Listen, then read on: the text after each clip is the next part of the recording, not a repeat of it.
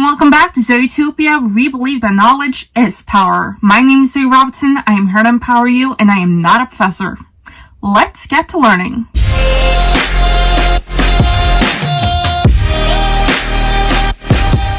Today's video will be all about Mary Shelley's 1818 novel, Frankenstein, or The Modern Prometheus. As you can probably tell by this video, we are not going to be analyzing Frankenstein, nor doing a summary or character overview, but rather we are going to go over a few interpretations or possible ways to read this novel as interpreted by me and several professionals whom I have either watched the lectures of or done some research on.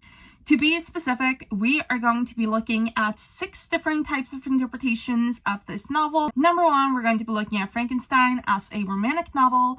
Number 2, we're going to be looking at Frankenstein as a Gothic novel / a horror story, which is the way most of us know Frankenstein, and this is the way that it's sort of been adapted. Frankenstein's monster is one of the most famous monsters in the world and sort of used in, everything from the Kenneth Branagh Frankenstein movie to Hotel Transylvania. It's everyone knows about Frankenstein with the stitches and the screws and everything. We're also going to be looking at it as a futuristic warning, or sort of more science fiction way, which is the first way that I actually heard Frankenstein interpreted by a professional, which was my high school teacher. We're also going to be looking at it as an ethical dilemma and sort of the dangers of playing God, as well as the discussions of what actually makes a monster / a human. What is a human? What is a monster? Finally, we're going to be looking at Frankenstein as a story of marginalization. Without further ado, let's get to the interpretations. The first way to interpret this book is as a romantic novel. This is a story that is written during the Romantic era, and there are definitely a lot of romantic themes in the book. For example, through the main character, Dr. Victor Frankenstein, we deal with themes such as love at first sight, the love for family, and everlasting love, especially towards his sister Elizabeth, or his adopted sister, whom he falls in love with at first sight when they meet as kids. Especially, you can tell how this is a book written in a romantic era by the way they talk about friendships and how important friendships are as a theme in the book. The book literally starts with a letter from Captain Robert Walton to his sister, where he's talking about how he really longs for a friend, how he wants an equal that he can respect and love and cherish.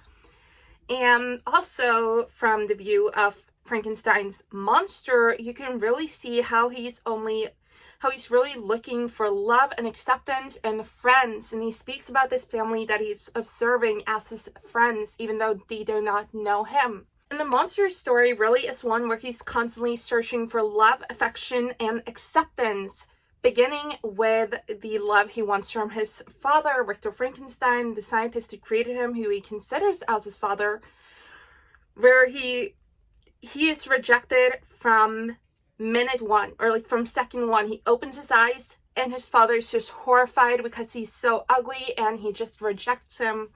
And the monster is constantly searching for fatherly love, for familiar love, for friendship, and it is just a running theme in the book throughout the novels, throughout the letters, and he just never gets it. Secondly, obviously, you can go an entirely different route from seeing a wounded monster with heartbreaking scenes to seeing a terrifying monster in a Gothic horror story who's killing, who's ruining lives, who is really inflicting pain upon this man and his family and just tearing families apart. And horror, as we know Frankenstein is scary, he is grotesque, he looks like death, and this can really be seen as a horror story because it's scary. There's this monster after you.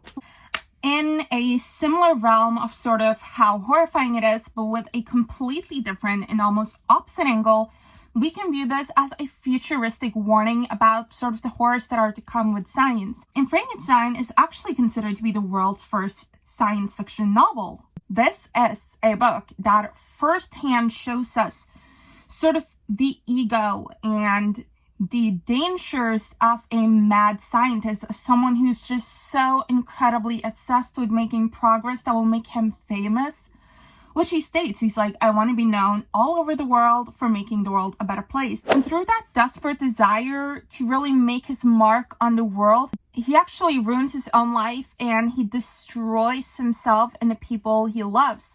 Because he is a mad scientist. He is so blinded by his project and how he can change the world that he doesn't see that what he's creating is actually horrific. And also you see this sort of like, how far is it moral to go with science in this book from 1818 that is so prevalent like 200 years later. Like right now, we are debating artificial insemination, abortion, even in some communities like heart transplants, like all these sort of like scientific debates, and also the technology of like shocking someone to get them back to life. These are things that she wrote in 1818 that are big themes now, and is this a warning about what science can do? I think Mary Shelley was terrified of what science could do, and she was sort of like a skeptic into like electricity and everything because that was new back then. And how she actually took something that was starting to become, not even like, but something that was being discovered, and was like, this can ruin us. It's crazy. And I think like right now with like the Netflix documentary about social media and everything, where like several of the people who like invented social media created the different sites, or like, have I created something that is destroying society? Has this taken up a life of its own? That's exactly what Victor Frankenstein thought. He was so like, this is going to be amazing. This is going to be like progress in every single way. And then he took one look at this monster and he was like, what have I done? That is what people are thinking right now. This book can definitely be read as a futuristic warning. Now, I briefly mentioned how this can be seen as the dangers of playing God. And in that same vein, I want to say that we can also read the story as an ethical dilemma and sort of a punishment story. Because this is a story about a man who is, in a way, playing God by giving life, which is God's job, to give life. And because of that, he is punished. And yes, he is punished by the monster, but is he also punished by God?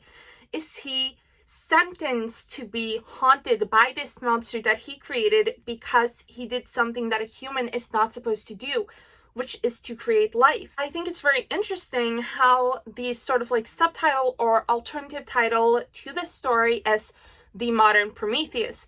Because if you know from Greek mythology, Prometheus was one of the gods who was supposed to gift humanity. But when he came, like, his time to gift humanity, all the good gifts were taken. So he took something from the gods, which was fire. He took fire from the gods and he gave it to humanity. Which, great for humanity, but for him, the gods were not happy. And he was punished to have his spleen eaten out every single day by, I think, a bird. And that is sort of indicative of the Frankenstein story, because Victor Frankenstein, he isn't punished to have his spleen eaten out, but it's sort of like, eat your heart out. Like, the monster kills systematically every single person that he loves. His heart is ripped out of his body, figuratively, every single time this happens. And that is a punishment, and it is like Prometheus. And it's like, is Victor Frankenstein also punished because he is not taking something from the gods, but from God? Remember, this was written in 1818, and although Mary Shelley isn't like particularly Christian, this was a predominantly Christian society, and I also think that Mary Shelley had a lot of guilt herself and sort of wrote about, I think that she maybe wrote about someone who was punished and someone who had guilt in following their own egotistical urges, because she herself had actually ran off with Percy Shelley, who was someone else's husband. And at the time of writing this, yes, she was only 18, but she ran off with him at 16. I think when you run off with someone else's husband at age 16, and you live in a predominantly Christian society, in a very moralistic society, I think you feel a lot of guilt, and maybe you feel like you're being punished, because I think she had 4 children, and like all of them died. One of them lived to be like 10. That was like the oldest. She probably felt like she was being punished, and that what she loved was being taken away from her, and she wrote this over to the Frankenstein story. Number 5. What is a man? What is a monster? Or to be more exact, where is the line between man and monster? Now, we all know about Frankenstein's monster. We commonly know him as Frankenstein. Has like this horrifying face, and he screws, and he doesn't look human. He looks like death. But I think most of us have people whom we would view as monsters. For example, me personally, I view someone who would hurt an animal as a monster, or for example, someone who abuses children as a monster, and I think a lot of people would agree with me. What is an interesting way to view Frankenstein is as a story of humanity, and as a story of what people view as a monster and what people view as a man, when it actually might be opposite. Frankenstein, or Victor Frankenstein, is sort of this, can be viewed as this poor scientist who has created a monster who now is haunting him. He can also be viewed as this monster who rejected his own child, who left him to himself when he was just an infant. Similarly, Frankenstein's monster can be viewed as this horrifying monster who kills and who ruins lives, and who's sort of just like after this one person who wants to destroy him. He can also be viewed as someone who was left to himself as a child, who was neglected by his father, whom all he wants is love, and he doesn't get it, and he's not born a monster. Victor Frankenstein views him as someone who's born a monster because he looks at him and he's so ugly. But is he born a monster because he is ugly, because he's an unholy abomination, because he's just created by all these other dead people, that his inception itself is immoral? Or is he actually someone who has become a monster? Is he a created monster because his father rejects him, and that is why he keeps killing, because he's trying to get some fatherly love? Or later, he's trying to blackmail Victor Frankenstein into creating a mate for him, someone who is as ugly as he is, so that she will love him. Is he born a monster, or does he become a monster? Is Frankenstein's monster the monster, or is Victor Frankenstein actually the monster? These are interesting ways to look at the book. Me personally, I think that Victor Frankenstein is the monster because he creates someone who's basically a baby and he rejects him. And Frankenstein's monster, he does things that are terrible, but he's never learned better because he's had no one to guide him.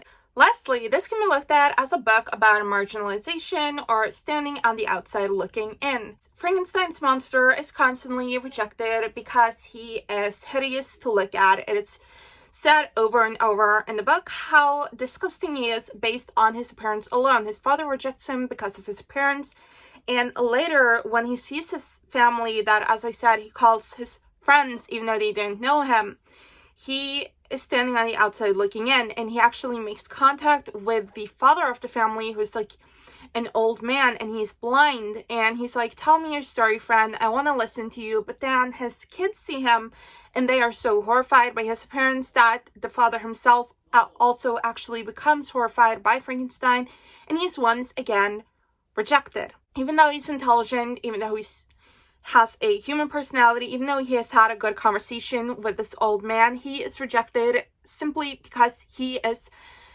hideous to look at. And it is a constant theme in this book that he's trying to make friends, he's trying to gain love, and he just can't seem to do it. And in the end of the book, he decides to just go out to the forest and die. So those are a few ways to interpret this book. If you haven't read the book, I really recommend you to do it. It is very short. I think it's, let me check actually, I always do this, 205 pages. It's a 205 page book. Seriously, it is not a lot to read. It is not difficult to read in any way. It's a short book packed with a lot of information and a lot of things that can really make you think. It can be an easy book to read, and it can also be more complicated. It's what you put in it yourself. And I personally thought it was a really good read, and I would recommend you to read it as well. I hope you enjoyed this video. If you don't know, my goal on this channel is really to empower young women through knowledge and through motivation and general tips and tricks that I have. And that is sort of a passion of mine. I myself am also a young woman. I'm 21 years old recently. And I really do believe that knowledge is power. I believe that that is what gives you the ability to define the situation you're in and to get what you want. And I want you to succeed at life. I want you to win. And that is why we're here. And that is why we're learning all these things, because knowledge is power. So I will see you next time. If you like this video, then like this video. And if you have a book that you think that I should read, something I should talk about, or if there's something that I forgot in this video, which there probably is because there's just so much to say about this book, then write it in the comments. And don't forget to subscribe and hit the bell notification. And I will see you next time. Take care. Bye.